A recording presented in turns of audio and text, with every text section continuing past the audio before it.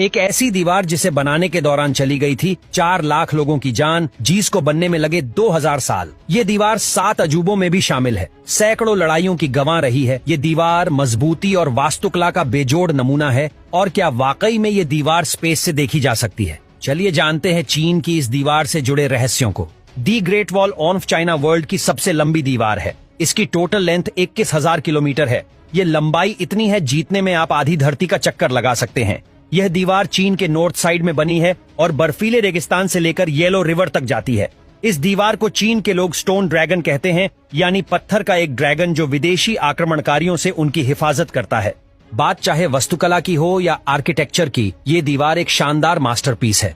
हर साल 1 करोड़ से भी ज्यादा टूरिस्ट चीन के दीवार देखने के लिए आते हैं। ये वर्ल्ड के मोस्ट पॉपुलर टूरिस्ट अट्रैक्शन में से एक है। साल 1987 में इस दीवार को यूनेस्को ने वर्ल्ड हेरिटेज साइट का दर्जा दिया था और आज 7 वंडर्स ऑफ वर्ल्ड में भी ये दीवार शामिल है। इस दीवार का काफी हिस्सा ऊंची पहाड़ियों के बीच में बना हुआ है। कई जगह तो ऐसी है जहां पैदल पहुंचना भी दुर्लभ है। ऐसे में एक सवाल आता है कि सैकड़ों हजारों साल पहले इस दीवार को किस तरह बनाया गया होगा, और उससे भी बड़ा सवाल ये है कि इन दीवारों को बनाने की जरूरत ही क्यों पड़ी। इसके लिए हमें इतिहास के पन्ने पलटने होंगे।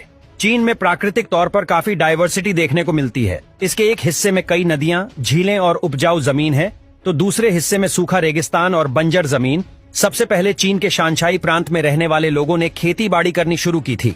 वो येलो रिवर के पानी से सिंचाई किया करते थे। चीन के पड़ोस में मंगोलिया, मंचूरिया और झिंगजुआंग जैसे साम्राज्य थे।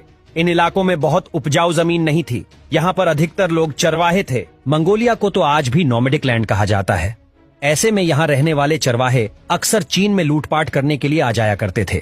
यहाँ पर लोगों से अनाज और अन्य सामान लूटकर वापस चले जाते थे। इसीलिए चीन के लोगों ने अपनी और अपने सामान की सुरक्षा के लिए शहर के चारों ओर दीवार बनाने की शुरुआत की।